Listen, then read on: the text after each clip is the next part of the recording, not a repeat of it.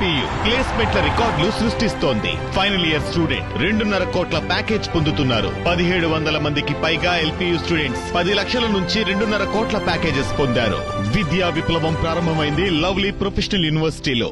బిందుదొక చారిత్రాత్మకమైనటువంటి తీర్పుగానే చూస్తా ఉన్నారు. చరిత్రలో ఎన్నడూ లేని విధంగా ఒక చారిత్రాత్మక అక్రమ కేసు పెట్టినటువంటి చంద్రబాబు ప్రభుత్వానికి ఈ చారిత్రాత్మకమైనటువంటి తీర్పు ఒక చెంప పెట్టు లాంటిదని జర్నలిస్టు సమాజం మొత్తం కూడా భావిస్తోంది. సుప్రీంకోర్టు ఇచ్చినటువంటి తీర్పు పట్ల ప్రజాస్వామ్య వాదులు, జర్నలిస్టులు పూర్తిగా హర్షం వ్యక్తం చేస్తారు. ఎందుకంటే సుప్రీంకోర్టు చాలా స్పష్టంగా కొమ్మినేని శ్రీనివాసరావుపై అరెస్టు అక్రమం అని చెప్పడమే కాదు, వాక్ స్వాతంత్రాన్ని కాపాడాలి, ప్రజాస్వామ్యాన్ని కాపాడాలని చాలా స్పష్టమైనటువంటి వ్యాఖ్యలు చేసింది. సో దీన్ని బట్టి ఆంధ్రప్రదేశ్ రాష్ట్రంలో ప్రజాస్వామ్య విరుద్ధంగా, రాజ్యాంగ విరుద్ధంగా కొమ్మినేని శ్రీనివాస్ పైన పోలీసులు కేసు పెట్టినటువంటి అంశం ఈరోజు దేశవ్యాప్తంగా కూడా చర్చకు దారితీసినటువంటి పరిస్థితి. ఎందుకంటే కొమ్మినేని శ్రీనివాస్ ని కనీసం అరెస్టు సందర్భంగా కూడా ప్రభుత్వం ఎంత కక్షపూరితంగా వ్యవహరించిందంటే సీనియర్ జర్నలిస్టు విచారణకు పూర్తిగా సహకరిస్తామనడానికి ముందుకొచ్చినప్పటికీ కూడా కనీసం విచారణ జరపకుండా నేరుగా అరెస్ట్ చేసింది. 41A నోటీసులు లాంటివి ఇచ్చి విచారణకు కూడా పిలవలేదు. నేరుగా కక్ష కట్టి మరి జైలుకు పంపాలన్నటువంటి ఒక దురుద్దేశంతో అక్రమ కేసుని 5 సంవత్సరాల లోపు శిక్ష పడేటువంటి సెక్షన్లు ఉన్నప్పటికీ కూడా వాటిని SC ST కేసు కూడా బనాయించి మరి అరెస్ట్ చేసినటువంటి ఆ దుస్థితి. సో దీన్ని ఇవాళ సుప్రీంకోర్టు తీర్పుతో జర్నలిస్టులంతా కూడా పూర్తిగా హర్షం వ్యక్తం చేస్తా ఉన్నారు. అసలు కొమ్మినేని శ్రీనివాసరావు అన్నటువంటి వ్యాఖ్యలకు అరెస్ట్ చేసినటువంటి నేపథ్యం సుప్రీంకోర్టు చేసినటువంటి వ్యాఖ్యలు. ఎందుకంటే రాష్ట్ర వ్యాప్తంగా కూడా ఆంధ్రప్రదేశ్ రాష్ట్రంలో ప్రశ్నించేటువంటి గొంతులంతటికీ కూడా ఇదొక ఊరట. ఒక ఆంధ్రప్రదేశ్ రాష్ట్రమే కాదు, భారతదేశ వ్యాప్తంగా కూడా ఇదొక గొప్ప తీర్పుగా మారబోతుంది. ముఖ్యంగా ఆంధ్రప్రదేశ్ రాష్ట్రంలో ప్రశ్నించే పక్షాలు కానీ, ప్రశ్నించే వ్యక్తులు కానీ, ప్రశ్నించేటువంటి పత్రికలు కానీ, ప్రశ్నించేటువంటి జర్నలిస్టులు కానీ ప్రజాస్వామ్యబద్ధంగా తమ వాదన వినిపించేటువంటి వాళ్ళందరినీ కూడా టార్గెట్ చేసి కేసులు పెడుతున్నటువంటి నేపథ్యంలో ఈ తీర్పు అన్నది యావత్ జర్నలిస్టు సమాజానికే కాదు, ప్రజాస్వామ్యవాదులందరికీ కూడా, ప్రజాస్వామ్యంలో తమ గొంతు వినిపించే వాళ్ళందరికీ కూడా, రాజ్యాంగబద్ధంగా తమ వాయిస్ ని వినిపించే వాళ్ళందరికీ కూడా ఇది ఒక పెద్ద ఊరటగా భావిస్తున్నటువంటి పరిస్థితి. ఎందుకంటే కొమ్మినేని శ్రీనివాసరావు పైన పెట్టినటువంటి కేసుకు సంబంధించి చాలా స్పష్టంగా వాస్తవానికి కొమ్మినేని శ్రీనివాసరావు ఆ వ్యాఖ్యలు చేయలేదు. డిబేట్ నిర్వహించినందుకు ఏ విధంగా అరెస్ట్ చేస్తారంటూ ఈరోజు స్వయంగా సుప్రీంకోర్టు కూడా స్పష్టం చేసినటువంటి పరిస్థితి.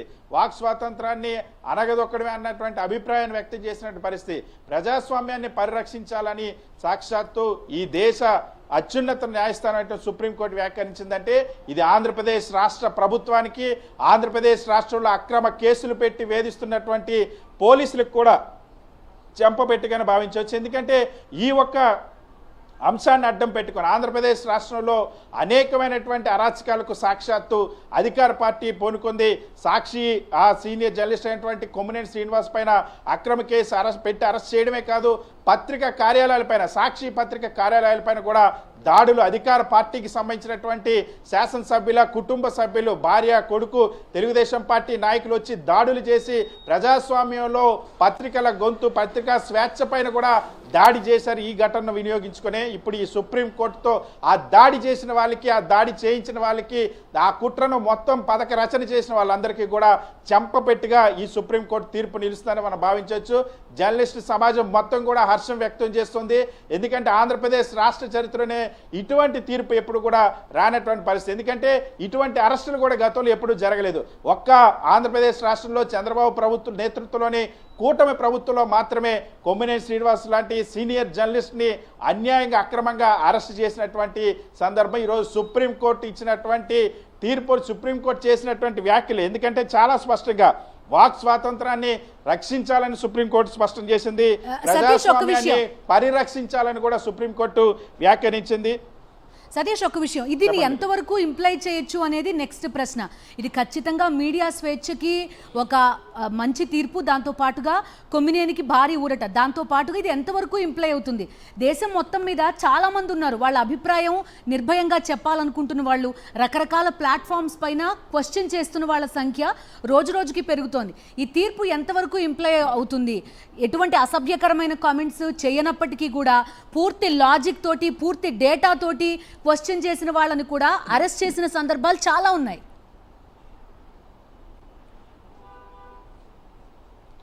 ఖచ్చితంగా అందుకని ఇటువంటి తీర్పులు అన్నవి ఇప్పుడు అలాంటి వాయిస్ వినిపించే వాళ్ళందరికీ కూడా ప్రజాస్వామ్యంలో ఖచ్చితంగా ప్రజల కోసం ప్రజల తరపున మాట్లాడేటువంటి వాయిస్ని ఈరోజు సుప్రీంకోర్టు పరిరక్షిస్తుందని చెప్పొచ్చు.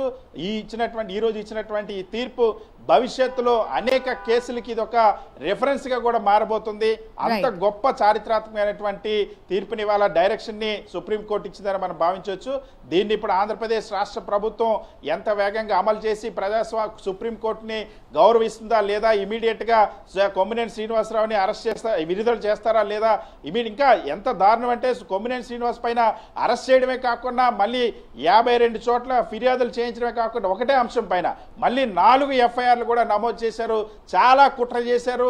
వరుసగా ఒకసారి బెయిల్ వచ్చినా మళ్ళీ రాకుండా చేసేటువంటి ప్రయత్నం. కానీ ఇప్పుడు సుప్రీంకోర్టు రాష్ట్ర ప్రభుత్వానికి ఇచ్చినటువంటి ఈ డైరెక్షన్ అవేవి కూడా నిలిచేటువంటి అవకాశం లేదు. ఖచ్చితంగా కొమ్మినేని శ్రీనివాస్ని విడుదల చేయాల్సినటువంటి అగత్యం ఏర్పడుతుంది. సో ఇప్పుడైనా సుప్రీంకోర్టునైనా ఈ రాష్ట్ర ప్రభుత్వం గౌరవిస్తుందా లేదా అన్న అంశం వేచి చూడాలి. ఓకే సతీష్.